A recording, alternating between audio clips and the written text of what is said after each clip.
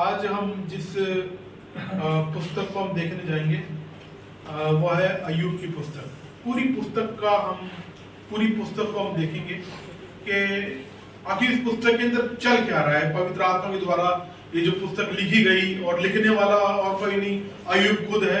और ये अय्यूब के बारे में भी अलग अलग विद्वानों में राय है कि भाई ये कौन से समय में रहा है, कौन से समय में अय्यूब इस दुनिया में रहा है।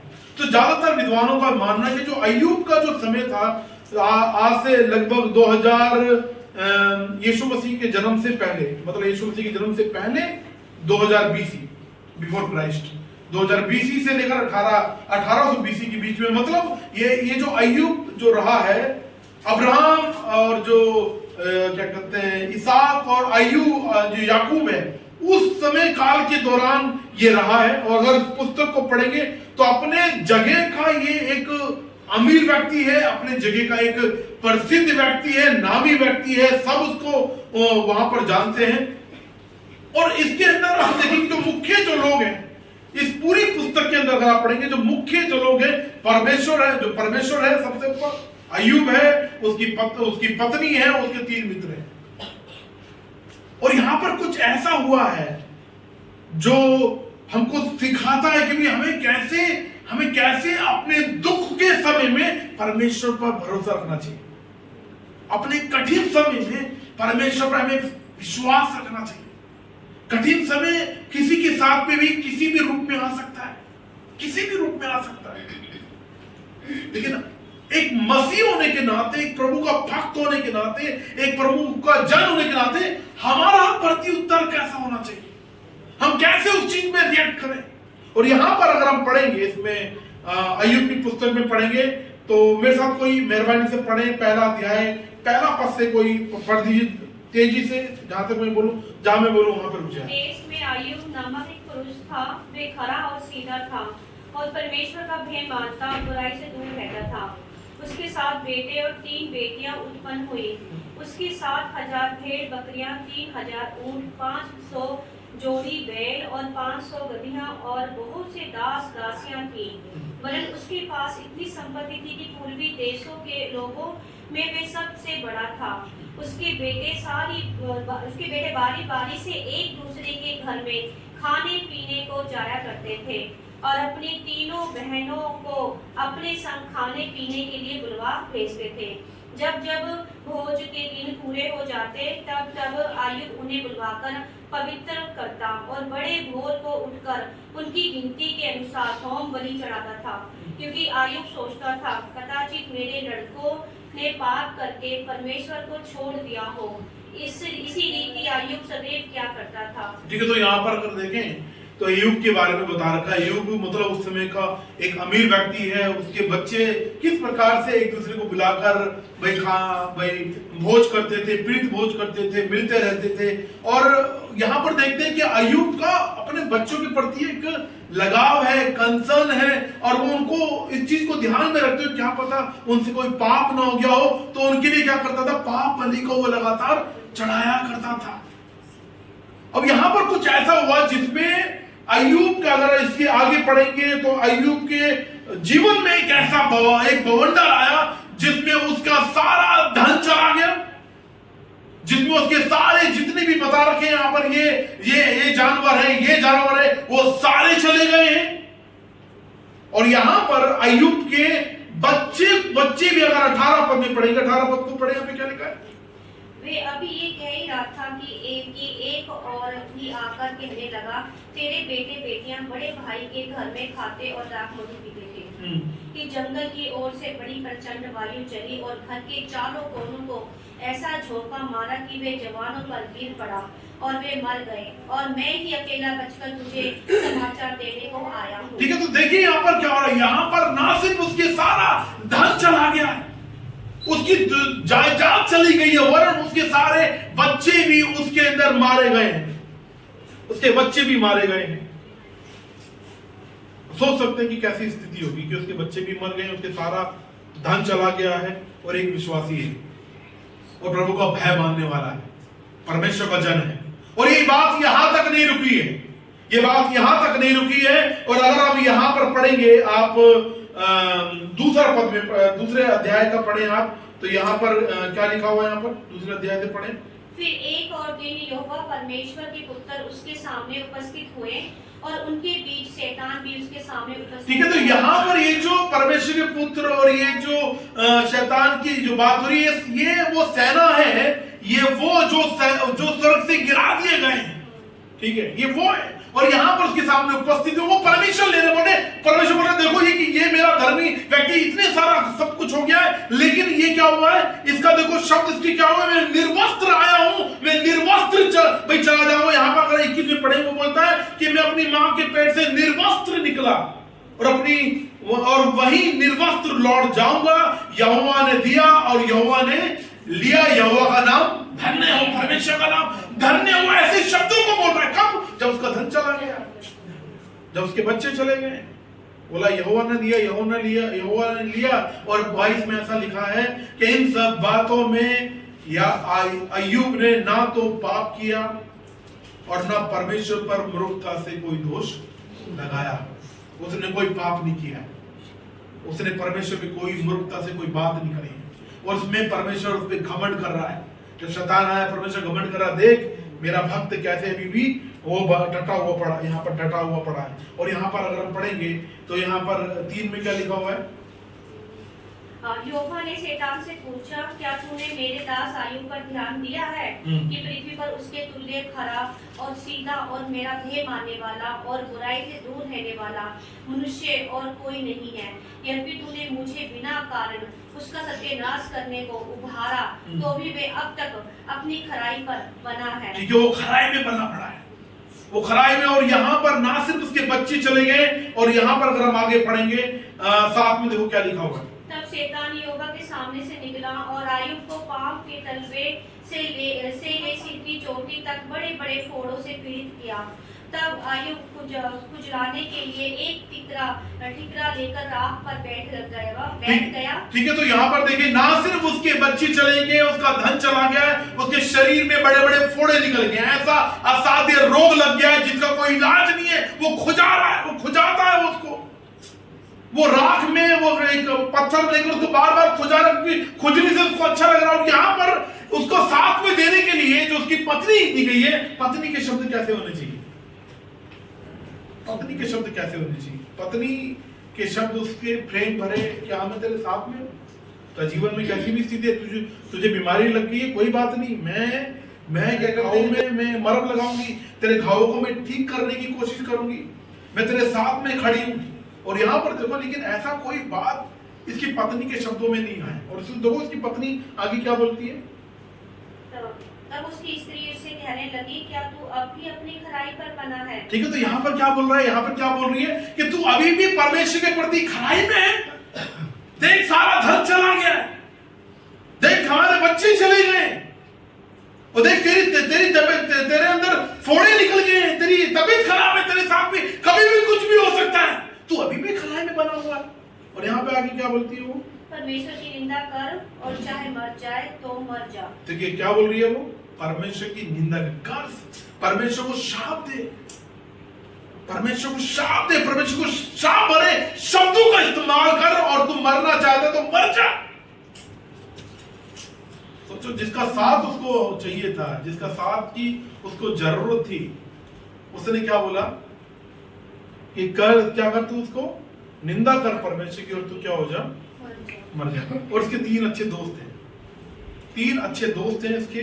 और अगर 3 अच्छे जो दोस्त हैं वो भी क्या कर रहे हैं? अब सोचो, जो दोस्त होते हैं, दोस्तों ऐसे समय में ये पता चलता है कि भी अच्छे दोस्त जब कठिन समय आता है, जब मुश्किल समय आता है, वास्तविकता में दोस्त कैसे हैं ये पता चलता है। मुझे भी याद है जब मेरी लाइफ में कठिन समय आया था, मेरे जो जिनको मैं सोचता था जिनके साथ खेलते थे, जिनके साथ क्रिकेट खेलने जाते थे, जिनके साथ में ज्यादा समय बिताते थे, और जब कठिन समय आया कोई भी साथ में नहीं खड़ा हुआ था, कोई भी साथ में नहीं खड़ा हुआ था। ये बहुत आसान है कि भी एक अच्छे समय में हम किसी के साथ में खड़े रहे, लेकिन एक अच्छा दोस्त, एक अच्छा मित्र वो होता है कि जो कठिन समय में भी अच्छे शब्दों का इस्तेमाल करे। और यहाँ पर देखें तो यहाँ पर जो अय्यूब के जो 3 दोस्त हैं, 3 दोस्तों का जिक्र कर रखा है अय्यूब के दूसरा अध्याय उसका 11 पद में बता रखा है। जब तेमानी, एलीपज, शूही, बिल्दद और नामाती सोपर, ये 3 दोस्त हैं, ये 3 दोस्त आए हैं और उसके साथ में 13 में लिखा है 7 दिन और 7 रात तक उसके संग भूमि पर बैठे रहे। क्या रहे? ये भूमि पर बैठे रहे। और यहां पर अगर हम देखें अय्यूब का जो पहला दोस्त है, तेमानी, एलीपज। अब तेमानी जो एलीपज है, अब वो वहां पर कुछ ऐसी बात बोलता है जो ये बताता है कि भी अय्यूब से कुछ गलती हुई है, अय्यूब ने कोई ऐसा पाप किया है, इसकी वजह से उसके जीवन में ये भारी विपत्ति आ गई। और वो बोलता है, मेरे साथ निकालें 4 अध्याय उसका 7 और 8 तक पढ़। क्या तुझे मालूम है कि कोई निर्दोष भी कभी नष्ट हुआ है, या कहीं सज्जन भी काट डाले गए? मेरे देखने में तो जो पाप को जोतते और दुख बोते हैं वही उसको काटते हैं। ठीक है, तो कैसे शब्द है इसके? ये बोले कि देख भाई अय्यूब, तेरे ऊपर जो विपत्ति पड़ी है ना, तेरे घर के अंदर तेरा धन चला गया, तेरे बच्चे चले गए, तेरी तबीयत तेरे भाई फोड़े ऐसे निकल गए, इसका कारण क्या है कि तेरा कोई छुपा हुआ पाप होगा। ये ऐनी तेरे पर विपत्ति नहीं पड़ी है, तेरे साथ में सचमुच कुछ ऐसा तूने छुपकर किया है जिसकी वजह से तेरे पर क्या आ गई है? विपत्ति आ पड़ी है। और सोचो दूसरा एक दोस्त है जिसका नाम है शूही बिल्दद। ठीक है, शूही बिल्दद जो है उसका मेरे साथ निकालें आप 8 का 6 पद। देखो क्या लिखा है। और यदि तू निर्मल और धर्मी रहता तो नीचे वह तेरे लिए जागता और तेरी धार्मिकता का निवास फिर ज्यों का त्यों कर देता। ठीक है, तो क्या बोल रहा है? ये बोल रहा है कि भी बिल्दद बोल रहा है, और यदि तू निर्बल होता, धर्मी रहता, निश्चय वह तेरे लिए जागता और तेरे धार्मिकता का निवास फिर ज्यों का त्यों कर देता। मतलब ये बोल रहा भाई कमी जो तेरे पर, विपत्ति जो आई है, तेरे पर जो कठिन समय आई है, तेरी ही वजह से आया है, तूने ही कुछ किया है, तुझे बलि चढ़ानी पड़ेगी, तुझे पश्चाताप करना पड़ेगा। ठीक है। और देखो एक और दोस्त जो इसका है, जो यहाँ पर 11 के 6 में देखो क्या बोलता है वो। तुझ पर बुद्धि की गुप्त बातें प्रकट करे कि उनका मर्म तेरी बुद्धि से बढ़कर है, इसलिए जान ले कि परमेश्वर तेरे अधर्म में से बहुत कुछ भूल जाता है। तो यहाँ पर सोचो ये जो दोस्त हैं उनको क्या करना चाहिए? उसकी कमियों को बताने की बजाय कि हाँ भी तूने ये कमी करी है, तूने वो, तेरे अंदर ये कमी है, वो कमी है, तेरे साथ तूने ऐसा कर दिया है, ऐसे करने की बजाय उसके साथ में क्या करना चाहिए? तो उनको जैसे 7 दिन तक वो लेटे हुए, 7 दिन तक वो क्या वो पड़े, 7 दिन और 7 रात तक उसके साथ बैठे पड़े। जब कोई कठिन समय से जाता है, जरूरी कि हम कोई शब्दों का इस्तेमाल करें, हम वहां पे खड़े भी रहें तो हमारा खड़ा होना काफी है। अगर हमसे लग रहा है कि ऐसे कठिन समय में हम कुछ बोल नहीं सकते, कोई बात नहीं, उसके सर पर, उसके हाथ में, उसके कंधे पर हाथ रखकर, है ना, उसके घर में जाकर हम एक प्रार्थना कर दें, वही काफी है। उसके लिए वचन पढ़ दें, ऐसे वचन जो उसको शांति दें, उस परिवार को एक आशा दे, ऐसे शब्द काफी हैं। लेकिन सोचो ये करीबी है, ये करीब में रहने वाले, पत्नी करीबी है, ये दोस्त करीबी है, लेकिन कैसे शब्दों को इस्तेमाल कर रहे हैं? ऐसे शब्द जो शोभा नहीं देता है, ऐसे शब्दों का इस्तेमाल। वो सोचो अगर हम देखें तो भाई इसको हम अपनी लाइफ के अंदर देखें तो जो हमारे जीवन में यदि कठिन समय जब आता है, मुश्किल समय आता है, हम कैसे रिएक्ट करते हैं? देखो यहाँ पर अय्यूब ने क्या बोला है? अय्यूब ने क्या बोला? आप 1 का 21 में पढ़े, क्या बोलता है? मैं अपनी माँ के गर्भ से नंगा निकला और नंगा ही चला जाऊंगा, यहोवा ने दिया और यहोवा ही ने ले लिया, यहोवा का नाम धन्य हो। 22 में क्या लिखा है? इन सब बातों में अय्यूब ने ना तो पाप किया और ना परमेश्वर पर अन्याय का दोष लगाया। और देखो यहाँ पर 10 में बड़ी इंपॉर्टेंट बात कहता है। यहाँ पे 10 में ये तो महत्वपूर्ण बात है। क्या उसने बोला कि निर्वस्त्र आए, निर्वस्त्र ले जाएंगे, यहोवा ने दिया, यहोवा ने ले लिया। लेकिन देखो यहाँ पर 2:10 में बहुत महत्वपूर्ण बात अपनी पत्नी को बोलता है, पत्नी के प्रत्युत्तर में बोलता है। क्या बोलता है? उससे कहा, तू एक मूढ़ स्त्री। क्या बोला? तू एक मूर्ख स्त्री है। तू बोल रही है कि तू पत्नी, तू बोल रही है कि भी तू अपने परमेश्वर को शाप दे और मर जा, अगर तू मर रहा तो मर जा, लेकिन तू एक मूर्ख स्त्री है। तो मूर्खता के शब्द इस्तेमाल कर रही है। फिर देखो क्या बोलता है, क्या हम जो परमेश्वर के हाथ से सुख लेते हैं दुख ना ले। लेकिन तो यहाँ ये बहुत इंपॉर्टेंट बात, बहुत महत्वपूर्ण बात बोल रहा है। सोचो कौन बोल रहा है? इसका सब कुछ चला गया है। हमारे पास यदि सब कुछ है और अगर हम इन शब्दों को इस्तेमाल करें कि भाई क्या हम परमेश्वर से सुखी लें दुख ना लें, हमारे लिए बोलना हमारे संदर्भ में नहीं है। लेकिन एक वो व्यक्ति जो इस परिस्थिति से गया है, सब कुछ चला गया है, और वो ऐसी स्थिति में वो परमेश्वर को शाप नहीं दे रहा है, परमेश्वर पर सवाल नहीं उठा रहा है, वो कुछ ऐसी बात नहीं कर रहा है, वरना वो क्या बोल रहा है? वो बोल रहा है कि भाई क्या कहते हैं, क्या हम परमेश्वर से सुख ही ले, क्या हम परमेश्वर से सुख लेते हैं दुख ना ले। सोचो अगर हमारे जीवन में कुछ कठिन समय आए, हमारे परिवार में कुछ कठिन समय आए, हमारा प्रत्युत्तर कैसा होगा परमेश्वर के प्रति? लोग हमको नाना प्रकार की बातों को बोले, इस अजीब सी बातें बोले परमेश्वर को लेकर, भिन्न प्रकार की बातें बोले हमारे परिवार को लेकर, हमारा प्रत्युत्तर क्या होगा? हम कैसे रेस्पॉन्स करेंगे? हम परमेश्वर के प्रति कैसे हम जवाब देंगे? और देखिए 13 के 15 में क्या लिखा है? मुझे घात करेगा, मुझे कुछ आशा नहीं, तो भी मैं अपनी चाल चलन का पक्ष हूँ। 13 के 15 में लिखा, वह मुझे क्या करेगा?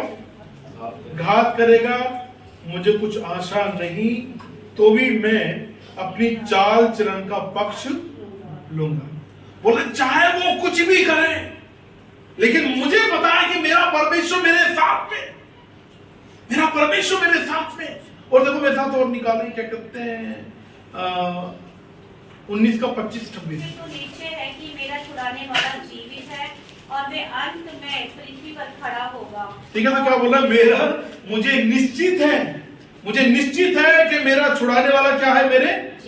मेरा जीवित है और वे अंत में पृथ्वी पर क्या होगा? खड़ा होगा। 26 में क्या लिखा है?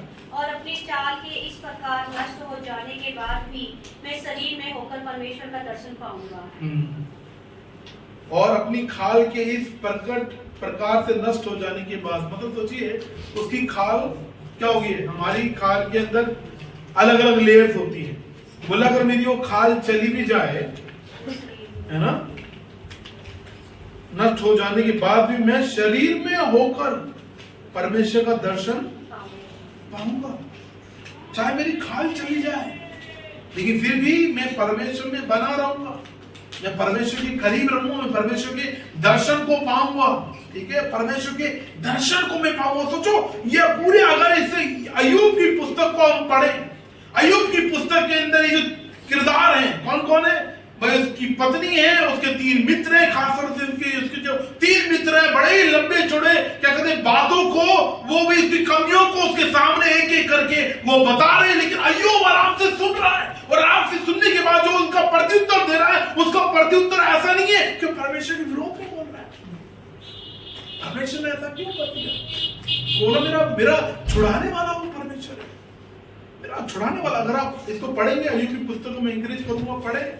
ऐसा लग रहा है कि परमेश्वर साइलेंट है, परमेश्वर शांत है, परमेश्वर ने उसकी प्रार्थना की और कान को नहीं लगा रखा है, उसकी प्रार्थना वो सुन नहीं रहा है, ऐसा प्रतीत हो रहा है। लेकिन ऐसा नहीं है मेरे प्रिय भाई बहनों, कि जब हम मुश्किल समय में, कठिन समय में, ऐसी परिस्थिति में जाते हैं कि जब हमें चाहिए होता है कि तुरंत परमेश्वर उसका जवाब दे, हमें लगता है पता नहीं परमेश्वर सुन रहा है नहीं सुन रहा, लेकिन इतना याद रखें परमेश्वर हमारी प्रार्थना को सुनता है। उसने हमको छोड़ा नहीं, वो हमको छोड़ता नहीं है, वो हमको त्यागता नहीं, उसने हमको छोड़ने के लिए नहीं पकड़ा है, उसने हमें छोड़ने के लिए नहीं पकड़ा। और यहाँ पर अगर परमेश्वर को प्रत्युत्तर देखें, परमेश्वर का प्रत्युत्तर डायरेक्ट नहीं है, उसके सवालों का जो जवाब है, उसके साथ में जो हो गया है, उसका जो जवाब है परमेश्वर का डायरेक्ट नहीं है, वो इनडायरेक्ट में परमेश्वर को जवाब देता है। मेरे साथ निकाले 38 का 4। पृथ्वी की नींव डाली तब तू कहाँ था, यदि तू समझदार हो तो उत्तर दे। हाँ, तो क्या बोल रहा है परमेश्वर? तो प्रत्युत्तर में अय्यूब के प्रत्युत्तर में परमेश्वर क्या बोल रहा है कि जब मैंने परमेश्वर की नींव डाली तब तू कहाँ था। मतलब उसको बताना चाह रहा है मैं ऐसी स्थिति में भी कंट्रोल में हूं, मैं ऐसी स्थिति में भी नियंत्रण में हूं। तेरी कठिन समय मुझसे छुपा नहीं है। जो मैं नींव डालने वाला हूं, मैं जो दुनिया को बनाने वाला हूं, मैं जो ब्रह्मांड को बनाने वाला हूं, मैं दुनिया की हर एक चीजों को बनाने वाला हूं, मैं नियंत्रण में हूं। हमारी कठिन परिस्थितियों में भी, हमारी मुश्किल परिस्थिति में भी वो परमेश्वर हमारा नियंत्रण में है। और उस समय का, अपने समय का वो धर्मी व्यक्ति है, अपने समय का खरा व्यक्ति, अपने समय का परमेश्वर को आगे रखने वाला व्यक्ति है। और सोचो अगर, और वो क्या करता था, अपने लिए, अपने बच्चों के लिए पाप बलियों को चढ़ाता था। लेकिन सोचो हमारा परमेश्वर जो इससे बात कर रहा है, अय्यूब से जो बात कर रहा है, वो परमेश्वर हमारे लिए सोचो आज से 2000 साल पहले बलिदान हो गया। इतना प्रेम उसने हमको दिखाया कि वो बलिदान हो गया और मुर्दों में से तीसरे दिन जी उठा। और सोचो वो हमको छोड़ता नहीं है, वो हमको त्यागता नहीं है। हमारे कठिन समय में, हमारे मुश्किल समय में वो हमारे साथ है। इतना सोचे कि भी हमारे जीवन में प्रभु पे जो विश्वास करेंगे सब कुछ अच्छा अच्छा होगा, सब कुछ बढ़िया बढ़िया होगा। है? क्या बोल रहा है यहाँ पर अय्यूब? खुद बोल रहा है, क्या बोल रहा है? क्या हम परमेश्वर से अच्छा ही लें? हैं? हमारा जीवन के अंदर दुख सुख आते जाते रहेंगे। दुख भी आएगा, सुख भी आएगा, कठिन समय भी आएगा। क्यों आएगा? क्योंकि दुनिया के अंदर पाप है। क्यों आएगा? क्योंकि हमारे शरीर के अंदर पाप है। हम हमारे शरीर में एक असाध्य रोग भी लग सकते हैं। लेकिन ऐसी स्थिति में भी परमेश्वर नियंत्रण में। हो सकता है कठिन से कठिन समय आए, अय्यूब के जीवन से कठिन समय नहीं आया होगा हमारे लाइफ में, लेकिन हो सकता है हमारी लाइफ में कठिन से कठिन समय आए। लेकिन इतना याद रखिए, उस कठिन से कठिन समय में भी परमेश्वर हमारे साथ में। और प्रभु क्या चाहता है? हम उसके प्रति वफादार रहें, ईमानदार रहें, एक अच्छे विश्वासी की तरह दुख के समय में उस पर भरोसा करेंगे ही। इस पूरी पुस्तक का एक केंद्र शिक्षा है कि दुख के समय में परमेश्वर पे विश्वास करें, परमेश्वर पर भरोसा करें। और ऐसे लोगों को, हम ऐसे लोग बने जो दुख के समय में किसी के साथ दुख में खड़े हुए। देखो मेरे साथ निकालें यहाँ पर 5वां अध्याय, और यहाँ पर यीशु मसीह बोलते हैं कि धन्य हैं वे जो शोक करते हैं। क्या करते हैं? धन्य है वो जो क्या करते हैं। हम हमेशा बोलते हैं हमारे 2 परिवार हैं, हमारे 2 परिवार हैं। एक कलीसिया परिवार है और एक इमीडिएट परिवार जहां पर हम हमारी पत्नी है, पति है, बच्चे हैं, हमारे मम्मी पापा हैं, वो हमारा परिवार है। हमारे 2 परिवार हैं। और यहाँ पर लिखा है कि भी प्रभु यीशु मसीह बोलते हैं कि धन्य वे जो शोक करते हैं। मतलब यदि कोई शोक में है, कोई अगर कलीसिया के अंदर शोक में जा रहा है, हमें अनदेखा नहीं करना है। हमें नहीं हो सकता, देखो ये होता है कि भी हम उस समय को फेस नहीं कर पाते कि कैसे क्या बोलें, कैसे करें। हम ज्यादा से ज्यादा कुछ नहीं कर सकते, हम उसके साथ में खड़े तो हो सकते हैं, उनके साथ में खड़े होकर उनके लिए प्रार्थना कर सकते हैं, अपना समय दे सकते हैं। धन्य वो जो शोक करते हैं। सोचो क्या हम उस परिवार के शोक के साथ में हम शोक में हैं? अय्यूब के साथ में जो थे वो शोक में नहीं थे, वो उंगली उठा रहे थे, उंगली उठा रहे थे, ऐसा हुआ है, वैसा हुआ है, ऐसा कर दो, वैसा कर दो। हम कौन से वाले? हम कैसे वाले? या हम जब ऐसी स्थिति से जाते हैं तो भाई क्या करते हैं, भाई कैसे लोग हम क्या पहचान पाते हैं कि भाई कौन से लोग हमारे आसपास में, और कौन से लोग परमेश्वर को चाहता है। परमेश्वर चाहता है हमको कि ऐसे जो शोक के समय में किसी के साथ खड़े रहें, ना सिर्फ वो शांति पाए, हम भी शांति पाए। प्रभु ने हमें शांति का दूत बनाया है, परमेश्वर ने हमको आशा देने वाला बनाया है। तो कौन करेगा? हमें करना पड़ेगा। और क्यों? क्योंकि हमारा राजा ऐसा है, हमारा परमेश्वर ऐसा है। हमें भी